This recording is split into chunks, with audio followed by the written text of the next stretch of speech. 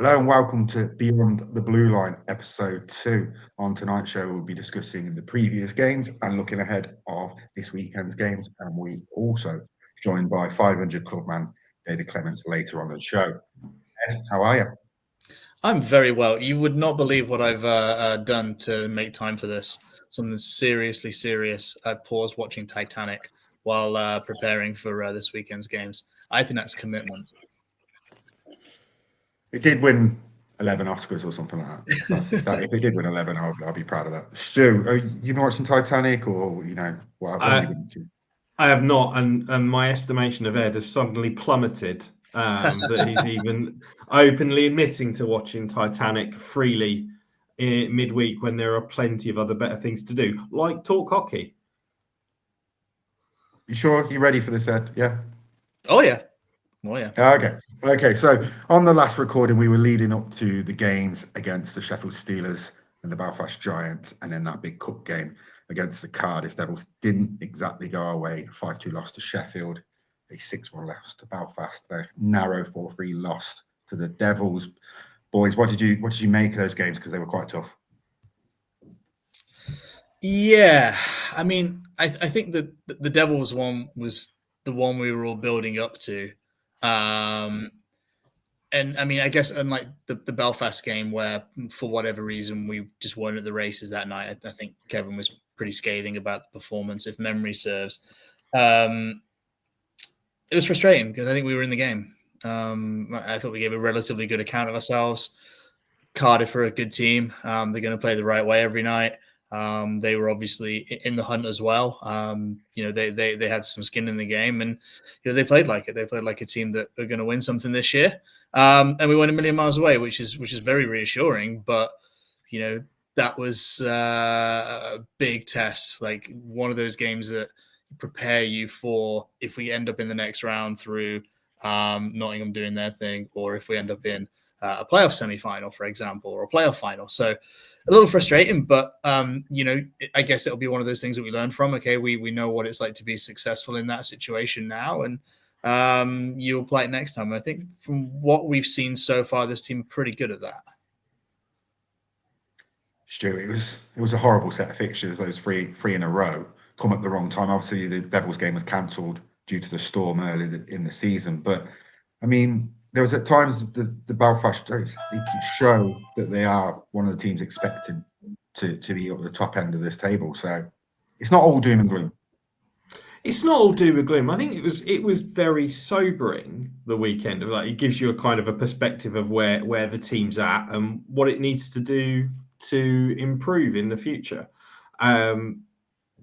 Difficult, like you say, difficult run of fixtures, but they weren't far out of the game. A couple of moments that were, particularly in the Sheffield game, that was, a couple of, big save from Matt Greenfield, not conceding the fourth goal right after scoring the second in Sheffield, and you're right back in it.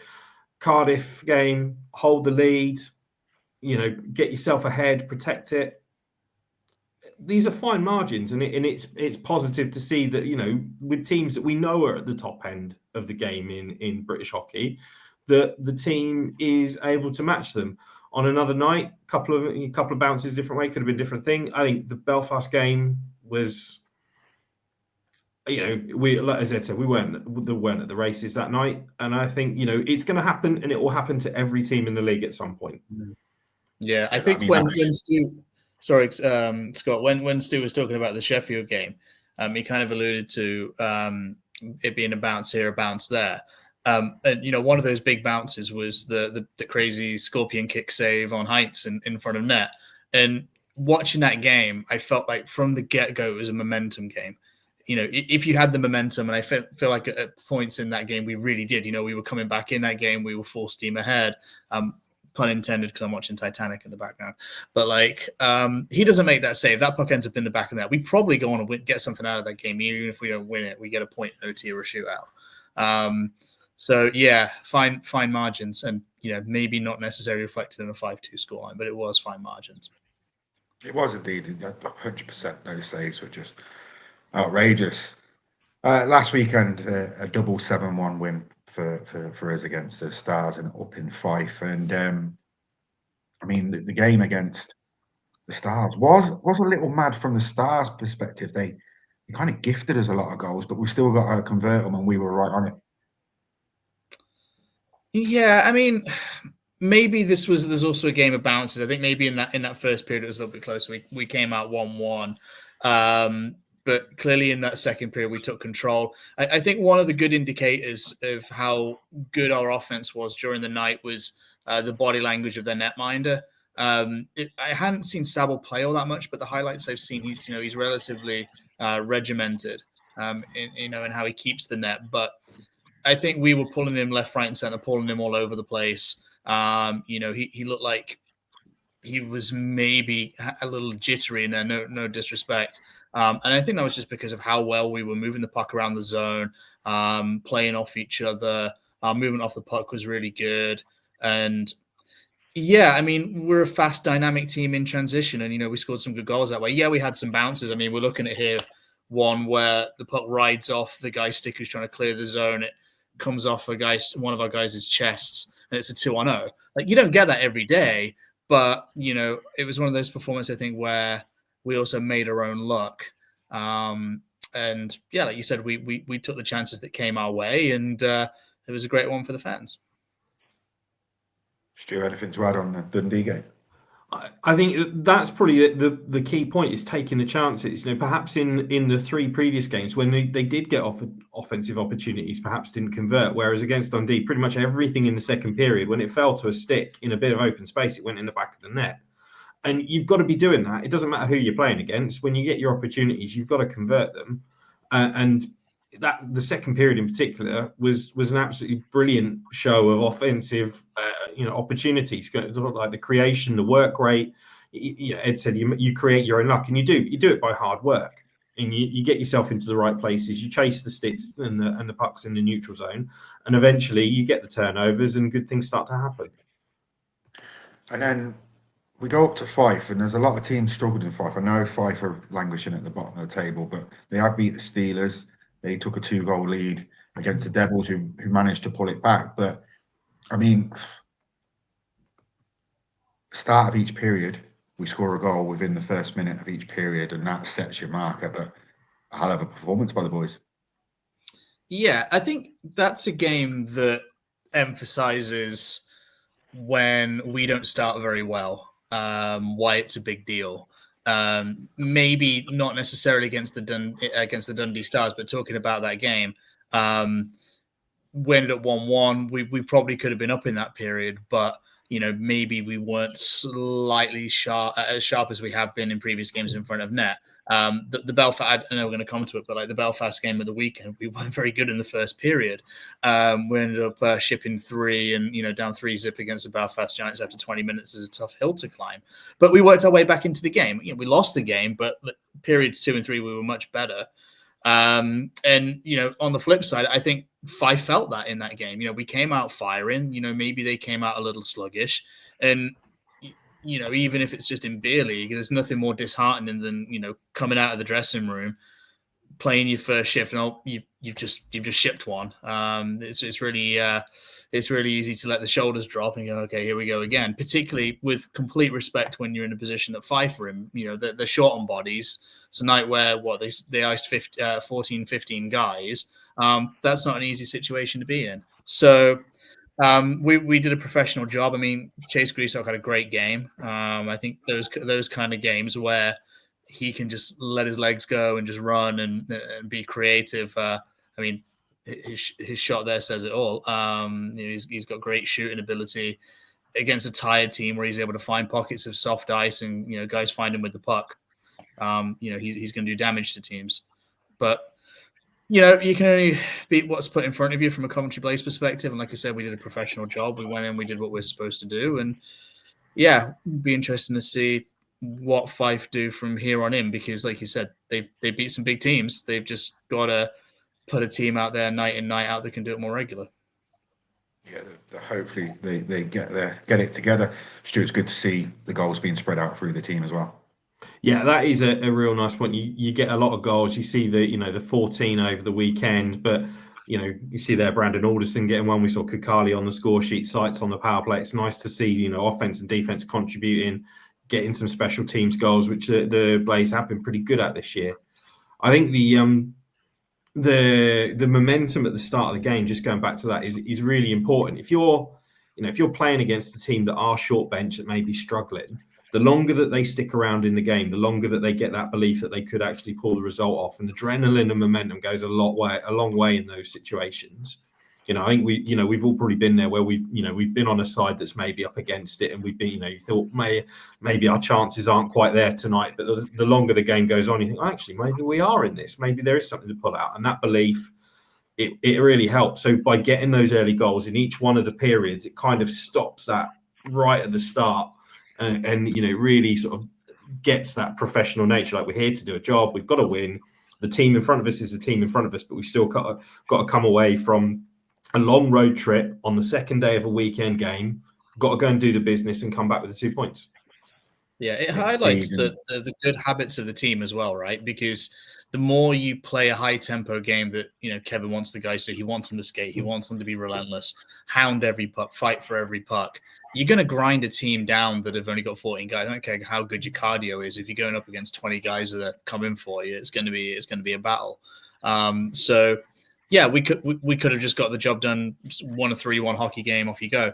But no, they did what they're supposed to do. They were relentless. They played the right way. They played to the ethos of this coaching staff and this hockey club. And I mean, it sucks if you're a Five Flyers fan to watch that game, but from a Blaze perspective, it was great. It was what you want to see. Oh, definitely. And putting teams away is what we should be doing, and it helps towards the end of the season with the standings. If it's goal scored, those little fine margins will make such a difference. We do go into Belfast on Wednesday night short with Spridsburg's out, Kennedy's out, big massive part of our team. Vidal plays, we bring in Billy Thorpe. It was a tough first period for us. Kevin, after the game, wasn't happy, shall we say, with that first, but we were kind of the product of our own downfall. It was turnovers. We were giving up a lot, but we did fight back. So it was a double-edged sword with that one, Stu. Yeah, very much a double-edged sword. And I think, that really does sum it up. The first period, too many turnovers, passes going astray, not clearing the zone properly, just, little things all sort of contributing to a sort of the wider downfall. And, end of first period, it's 3-0 down, and you're in a hole. You're in a hole anywhere when you're on the road, but particularly in Belfast, it's a tough place to go. You've got the big crowd there, all behind the team. And so that's the kind of negative. The positive is, over the next 40 minutes, it was a Blaze win. It was a 1-0 game over those last 40 minutes, and they got themselves back into it.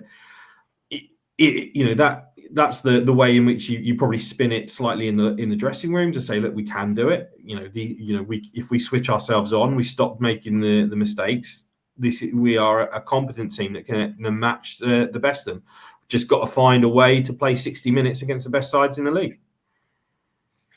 Yeah, I seem to remember when we last played Belfast in Belfast, we were in a similar scenario where we dug ourselves a little bit of a hole early, but we were able to come back and get the win. It was just maybe having a guy like Jacob who leads us on time on ice, for example.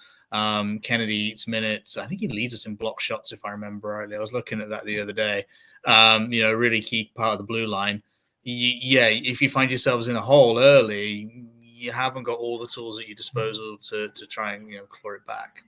And to be fair, a big tip of the cap to Zach Vanel as well. He hasn't played all year, plays 17 minutes. I think he wasn't on the ice when any goals were scored. Kind of kept his nose clean. Fair play for him to jump in, and for Billy as well. When did we see Billy, Stu? It was right early on in the season, wasn't it? He got pre-season, he came in, he did some guesting. Thought he looked great in the minutes he got. Yeah, absolutely. Now, I mean, you remember those guys that stand out, don't you? That you kind of have a look at as Brits. I think we have Nathan Salem for a little while, for a couple of games. He got like a really nice assist in pre-season from behind the net.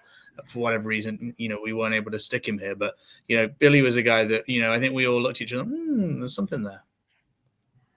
Indeed, and it would be great to see him again in the future. Now, I said we'd have David Clements on. He has just hit the 500 club marker. So before we bring it on, we have got a little video for him, so we'll play that. Coventry come across David Clements, he shoots it, oh, it's in! A big redirection! Up comes to the point for the Blaze. Clements, Heinz is fresh on the ice, Clements is going to shoot and score! David Clements! Blocking it, the Clements is shoots!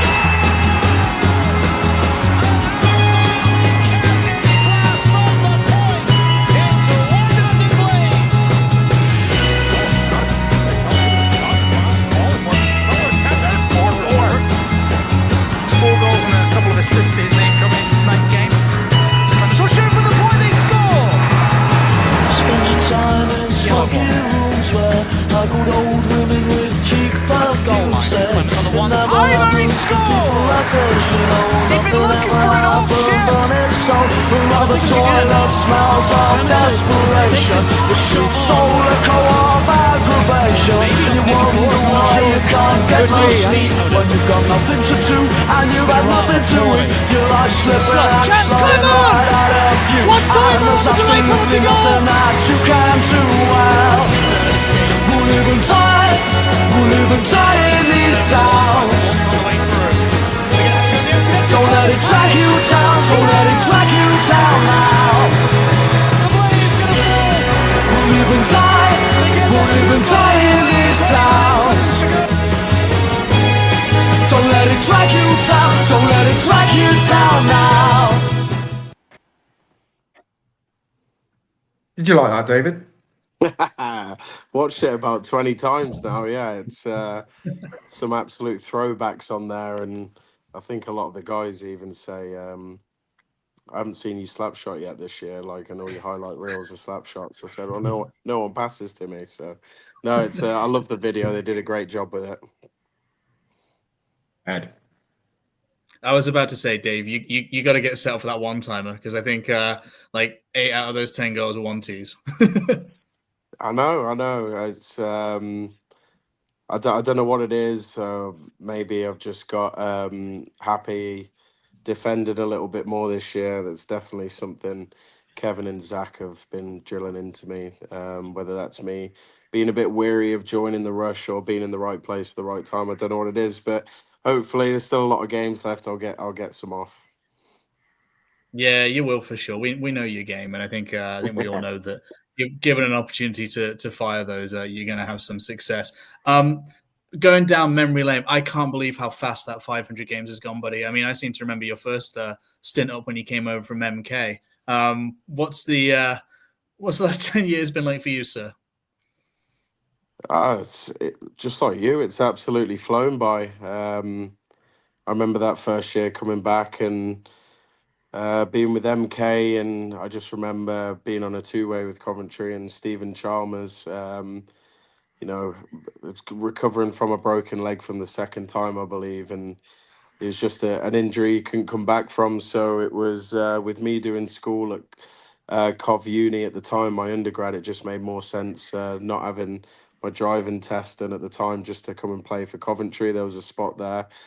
So Chuck took me under his wing, and it's been a mad 10 years so far. Just everything you can think of, everything except a trophy, that is, obviously. It's that's the one thing I definitely want to add to it. But from finishing second in the COVID year to 9th, missing the playoffs, to being in the playoff final against Nottingham, to being 25 points clear of 6th, I've pretty much seen it all, won in every rink. I still keep telling the guys I've scored against every team but Guildford, so I'm hoping that comes as well. But yeah, it's been an amazing, eventful 10 years, and I'm hoping this year is going to top it all off, definitely. Yeah, you've got two family groups here, haven't you? Because you've got the group in the dressing room, and then you've got the family around you as well. Being a local boy, having that support system in place, that must have been really, really big for you. Yeah, it's amazing. I absolutely love that photo that you've just put up there. It's my mum and dad, especially at the start of, but they've been there since I've started hockey at 8 years old, and without them, I wouldn't be where I am now. And then obviously, I've had Remy by my side since I've started at the Blaze, so she's experienced everything with me over this 10 years, and all the family that you see. Teammates get very angry at me because I fill the ticket list up each week as much as I can, but they're huge supporters of me as well. They all are. So I'm very, very grateful. The kids at the front there, they think I'm a pretty cool uncle as well, and they love coming. So it's very grateful. I'm such a family person. Remy's family's been great too. They come to as many games as they can. So to have them at most of the games, they'll even travel to the odd away game every now and then. I think Rem's been to every rink in the league as well. So yeah, without them, I don't think the experience would be the same. Definitely. And in there, you failed to mention another big part of the family, and Danny. Obviously has that familial link to you as well, and you coach for 8 years. I guess talk to us a little bit about all three, because you're with Kevin now, you're with Stewie for 8 years, and then you had Chuck for a little while as well. 3 very different coaches, 3 different ethoses, 3 different approaches. What would you say that you've learned from all 3 of those? I mean, each one has their own specific way of going about things and doing things. I think one thing that really stands out from Chuck that I'll always remember, and this is why he was, a video coach for Florida for a time, and his video sessions and his detail that he used to present to us was so clear. Like there was no, the margin for errors were a lot smaller. The way of him explaining the game and the way he'd show us and how he'd want us to play, like it was just so clear. So I'll always remember that from him.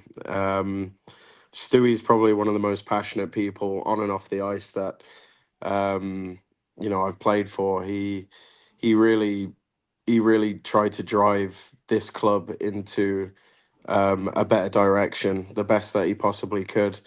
Whether that be going back for the guys, trying to get better things for us so we could perform better on the ice. We had years that obviously didn't go the way he would have wanted and we would have wanted, but his passion for the game, his passion for the team and the club as well, I don't think many people are going to be able to match that. And then Kevin's energy is just different to anyone I've ever seen. It's he's as he's passionate as well, but his energy and his love for people, he's a very big people person. Maybe Stewie wasn't great with people. That's because he has bad sarcasm, I think, and I always tell him that is you don't know whether he's joking or not. But with Kevin, it's very clear that he loves everyone. He loves people. He wants us to do the best that we can, and he's recruited a team that I think maybe you pull I'm not going to name names, but every team normally has them. You pull a couple of players out from the last 9 years and put them into a team this year, it doesn't work. So I think he's done really well with recruiting players that reciprocate his energy and his love. So yeah, it's 21 guys on this team this year that Kevin's been able to put together that has just have this insane mentality of work rate and grit and everything like that. I know I'm getting off topic a little bit, but yeah, it's tough to describe Kevin too much right now, only spending coming up 4 months with him, but I think he's done amazing so far with the group that he's done. But all 3 coaches I'm very grateful to. All gave me a chance. Stewie stuck by me for 8 years. Chuck always tries to reach out whenever he can, and Kevin's given me a lot of opportunity this year, so very grateful to all 3 of them. Stu. Yeah, I think I'll kind of emphasize one of those points a little bit. I know Danny helped myself and Ed a lot as well. Like off the ice, so like helping us with stats, pointing out things on commentary, maybe sort of explaining like this is why we're doing things in a certain way. And he really did want to improve every aspect of the club. It wasn't just the on ice product from his perspective, and I think it's really important to recognise how much he put in elsewhere to the Blaze over his 8 years. But you're right. Kevin is a different sort of person with that sort of people mentality, and the sort of the build of the team is a little bit different. Do you think maybe the work rate, the grit that you just mentioned, do you think that's helping connect with fans in a different way that perhaps other teams haven't over the past few years? Definitely. It's I've tried to drill it into players for years now. Like I've become very close with a lot of fans, a lot of sponsors. I've been able to speak to a lot of them, when we've been at our best and when we've been at our worst. And, 90% of those fans will say, we don't care as long as the effort's there. And I think in past seasons, again, going back to my point, you pluck a few players out of those teams over the last, 8-9 years and put them on a team this year. It doesn't work.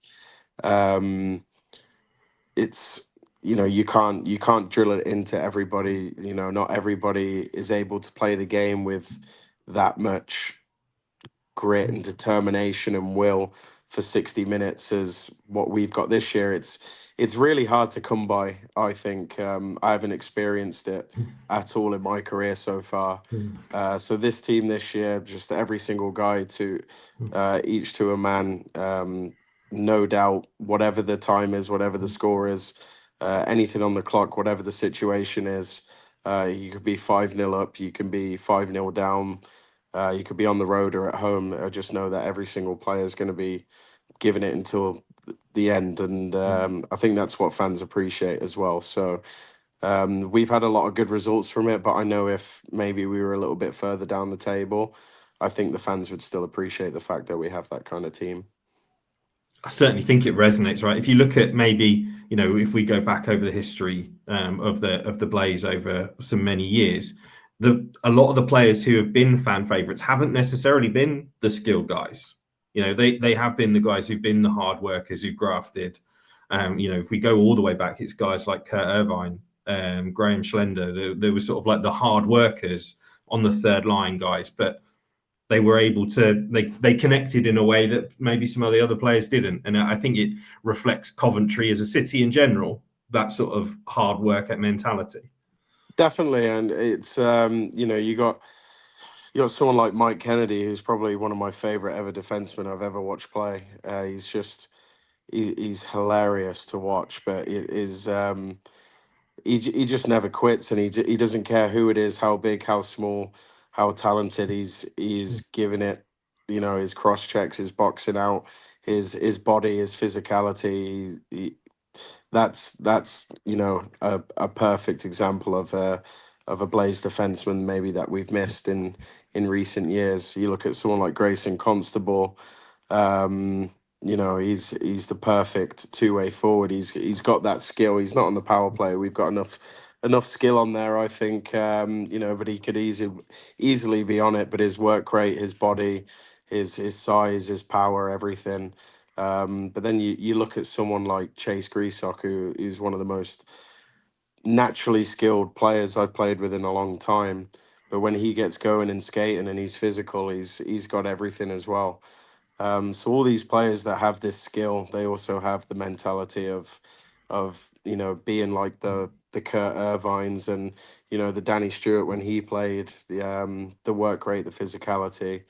I think I can name about 5 or 6 players that have everything on our team this year. Well, I hate to be the bearer of bad news to you, David, but unfortunately, you're no longer Isaac's favourite defenseman because Mike Kennedy has very much taken that spot. So you might have to have some words with him in the near future, see if you can redeem it back. Having played, in Coventry now for the years, what memories stick out? Obviously, there's, you mentioned it would be great to put a trophy and add that to the list, but what sticks out to you the most over your time thus far? Well, a couple of things come to mind straight away. I think go back to that game against Cardiff at home, where if Belfast weren't playing, and if we beat them, then Belfast won the league, and we just kind of came together as a group and just said, look, like, we're not winning it, but we don't want to lose. We don't want someone winning a league on our ice, and we just came together as a group after a tough year. And I've never been, atmospheres in the Sky Dome. That's probably one of the best atmospheres and nerve-wracking games I've been a part of. So that was a really, really cool experience. And then I'd just say the COVID year, obviously it was cut short when we were on such a good run, and who knows what could have happened. If we beat Fife on that Friday night and Cardiff dropped points that weekend, we were playing them the next week, and who knows, we could have been fighting for not just, we were confident going into playoffs, but we could have been battling for first place as well. But not just the hockey, but the guys off the ice too. Like, we could have been anywhere out for dinner, two or three of us on a Wednesday, Thursday night, and we text the group and everyone would be there within 30 minutes. It was a really, really tight group, and that's kind of the group we have right now as well. To have success on the ice, I think you've got to have that bond off the ice as well. And that COVID year, we definitely had it. And this is one of the closest packs we've had since that COVID year, I think. So it's pretty exciting. I think with that we can share all of that off from what we're seeing off the ice as well. It definitely comes across that way. You've got the 500 up. That's ticked over and nice. You've got a little bit of a way to go though to catch your good friend Ross Venus on the all-time appearances list. Is that you looking at that far ahead? Is it 140 odd away, just under now? Yeah, he had a massive head start as well. He was in a cage when he started playing, but yeah, I didn't even know until whenever that video was put out and the post on social media. I knew I was relatively close because I'm always battling Kim. Kim sits on the very back of the bus and has 5 seats to himself, and I've always said, like, I've got to be close to you for pro games here to get that back seat. So I knew I was kind of close, but I'm not really looking ahead right now. It's I'm just trying to enjoy this year the best that I can. It's very new. It's very different. It's very different feeling, obviously, when you're used to something for so long and you get new coaching staff come in, a whole new team. It's you just have to enjoy it. And with the team that we have right now as well, we're just taking each game as it comes, each day, each practice. So definitely something I'd love to do is not necessarily overtake Ross, but to be up there on the leaderboard would be really cool to finish my career as well. So who knows? But yeah, I'm not too sure right now. Well, I'm looking at the fixture list right now. I can see we've got that. We're all looking at the Challenge Cup game that's going on as well as the league games. Is there potentially going to be an extra present under the tree for Danny if they do the business in Cardiff at the weekend? Definitely. I know Stewie though, and I know that he's, if he gives up, if they lose that game in regulation, then they're going to have to go and play that elimination game. And just knowing Stewie and how he's coached before in games against us, even when we've been out the cup and games that he always plays to win. So I know he's going to be drilling into that team to go in there, and they're on really good form right now. And you go in half-hearted, that's where injuries can come in. That's where guys can lose focus. Maybe your hot streak runs into a cold streak, who knows? But I know that he's going to go in there and try and get a win. So fingers crossed for us. Obviously, it's not necessarily down to Stewie at the end of the day in Nottingham, but we kind of, let ourselves down a little bit against Cardiff at home. We could have got the job done, but got everything crossed for Stewie pulling that one out the bag. I think I'll pass over to the guys in after this, but I think we all know that there is never going to be a Danny Stewart side coached in this world that does anything other than try 100% to win. Yeah. And as you're right, they are currently the form team of the league in Nottingham. So they're the guys that are coming in with the momentum. Yeah, 100%. So, yeah, no doubt they're going to go in there and try and get a win, and not necessarily for us, but just to keep their good streak going. Yeah, I'm going to have one more, if that's all right. Just one more quick question, because I realize we're taking up a lot of your time here, buddy. We've talked about some of the the really good guys that you played with over the years. We've talked about some of the guys that you watched when you were a kid before you headed over stateside for a little while. But one guy that I feel no one really talks about this year, and I think is kind of crazy, is T. Like, where in terms of the most skilled defenseman that you've played with does Terrence rank? Because he is so sneaky good with the space he's able to create for himself, with the space he's able to create for others. And he plays that intensity too. Like, if there's a puck battle along the boards, he's coming out with it. Like, he'll use his size.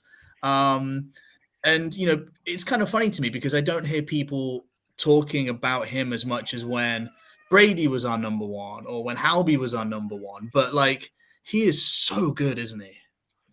He is, yeah. He's definitely got that skill set that's very hard to come by for defensemen. I think it's the shiftiness in him. He can head fake one way and easily go another way. It's I wish I could say it's easy to do, but it's not. I've played with T on the back end for the best part of 3 months, and he's trying to get better too, and he's trying to learn the game over here, which is great. He's used to that European. He said when he played last year, he got away with a lot more stuff than he would here. So he's trying to limit mistakes, and he's really working on that. But as a skill set, I mean, he's got that shiftiness of maybe an Eichstad, or that sort of skill set where you can easily fake one way and go another. He makes some forwards breaking out pucks look silly, which is fun to watch. But I think he's got a lot more to his game that he can give, and I think he's, once he really gets going, I think that's when people will start talking about him. But yeah, he's great to watch. He's got the size. He's a good skater. He's got that skill set, and not many top defensemen have that, and we're very lucky to have him. And it's been a pleasure playing with him as well. So, but yeah, once he gets going, I think even you guys will look at him and be like, okay, this guy's got a lot more. Like, it's going to be fun to watch. Well, you know what else is going to be fun to watch? Your testimonial, man. I'm glad we've got a date for that now. Yeah. How's that been going? It's going good. Yeah, it's a lot of stuff going on. I've spoken to quite a few people before I even organized mine, and they were like, okay, it's a lot of work, and I was like, oh, surely, like, it's not too bad, but it's a lot of work, and it's not necessarily the game side of it. It's trying to find events that are suitable for all people, with times and places that people can attend. It's asking players to come back. It's sorting the merchandise, the jerseys, the everything like that. There's a lot going on, but the planning's really good. The biggest thing is that the date and the time is set in stone, and we got a list of about 15, 20 guys right now who are committed to come back. So it's going to be amazing to share the ice with them again, and celebrate my 10 years, and it'll be really fun for the fans to be able to come and see some of these old faces too. I know a lot of them have been asking me, oh, who's next? Are you getting this guy back? Are you getting that guy back? I think some fans forget that I'm old, but I'm not that old. They're asking if I'm bringing back X, Y, and Z. I said I was 10 years old when these guys were playing. I don't think I can ask them, but no, yeah, I'm really excited, and the fans have been amazing as well so far, and the people behind in the committee as well have I've been working really hard to get everything going. So a lot of stuff in the pipeline, a lot of exciting news to come out. And yeah, just very obviously grateful to be able to put this on for everybody as well. Good, man. We're all pumped for you. I'm still PO'd that I missed the golf day. Yeah. There might be another one, so don't worry about that. Let's go. What's at me? I got to know. Go on, Scott. You're the host. Do you think? No, it's a great year for yourself, and just how excited you're talking about the team is great to hear. We're looking forward to the rest of the season, and yeah, thanks for coming on, mate. No, I appreciate it. Anytime. You guys are doing great too, as always. And whenever you want me on, just give me a shout. Brilliant. Cheers, David. Thanks, Appreciate it. Thank you. Cheers, Dave. We're getting old, aren't we? As you said, Ed, when you said it's how quick that 10 years has gone, how has it been 10 years? It's mad. Yeah, it's nuts. It's nuts. The thing is, though, like I always remember, like even when he was a kid, like David was fun, but like he had that maturity where he'd be able to engage with us media folks. Like some of the young kids, when we'd stick a microphone in front of them, weren't as adept, weren't as comfortable, and not that that's some people have other strengths than others. Some people's personality types don't like lead to that. But I just love how comfortable David was from day one in living, breathing, eating the Coventry Blaze. And maybe it's because he's a Coventrian. Maybe it's because he watched Hilton Ruggles when he was a kid. And it would be kind of funny if we called him up, "Hey, Mr. Ruggles, when I was 10, I watched you. Do you want to come play my testimonial now?" But I mean, David's great. And, similar to Kevin, similar to Stewie, similar to Chuck, guys that he talked about, he'll give you his time. Like, and yeah, we're all grateful to have him around. And hopefully we have him around a little bit longer, but we'll see if he decides to move on. He doesn't owe us anything. Let's be honest. Stu, just one on David that doesn't get spoken about, how integral he is to welcoming the new team every year. He is the guy that shows everyone about. He makes sure everyone is settled in and welcome. And that's a lot of pressure when you're trying to play your game as well. It is a lot of pressure. And I think he's kind of taken it on in his stride, to be honest. He's part of the leadership group now, has been for a little while. And, it's part of that sort of responsibility of sort of saying, this is Coventry, this is the Blaze. Here's how we act as an organisation. Here's the good bits around Coventry. Here's what we try and aspire to, where we want to be, and it kind of gives the lay of the land. And I think it's really important, not just in Coventry, but I think it's important that it happens in the UK in general. Like the league is a little bit different, and actually I think a lot of times people can get a little bit sort of negative about the differences that the Elite League has, but actually I think there's a lot of positives about the fact that we are different, that the regular season is the main trophy, that actually every game does count. Like, you don't win a league in November, but you can lose it. You can, those games in this Christmas stretch that's coming up, particularly, they're big games.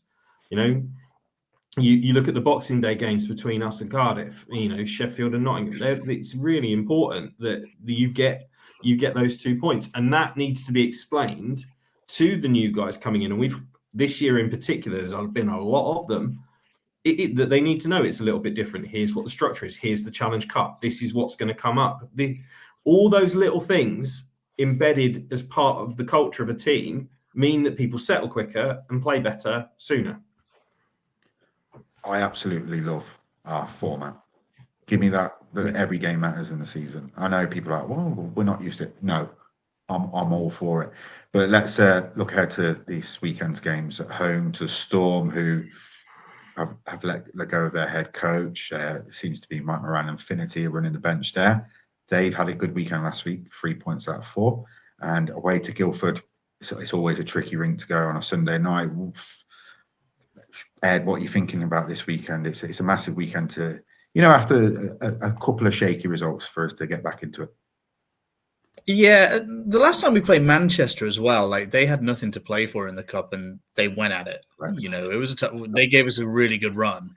To be honest, to be totally transparent, I mean, I've not followed them super closely, but like in the immediacy after how the team responded in that game, I was a little surprised that they binned off Flanagan straight away. But you know, I don't really know what's going on there. And then Guildford, like. The first time we played there, we really struggled for whatever reason, and we've kind of gone from strength to strength there. I think we'll be wanting to rebound for sure after the Belfast game. Didn't go our way, but other than that, we scored a lot of goals of late. A lot rides on how we respond to, okay, do we have Mike back on the blue line? Do we have Jacob back on the blue line? Yeah. Does Vinny have to play again? Can we get Zane in the game a little bit more? Things like that. And who those guys are, also going to be able to skate, because Guildford have had some injuries. I don't think Kugler's played much this year, for example. They brought Glover in to try and cover some of that up front. Their goalies seem to always play really well against us in their barn as well. Like McAdams knows that rink inside out, and he's a really good goalie at this stuff. And the couple of games, and the couple of games against Kupski that we played, he stood in his head, and it's been like, okay, geez, we're gonna have one of those nights. And then talk about Manchester. When they get going, they've got some really intense guys and guys that can put the puck in the net. And Joe Morrow is one of the best defensemen in the league. I think he's got he's 2 points a game or most of his last 5. He's really in form right now in terms of putting the puck in the net, which against a team like us who score a lot, you need to fight fire with fire. Stu, it used to be Dallas Earhart that always scored against us, so they might, hopefully they've not found a new guy.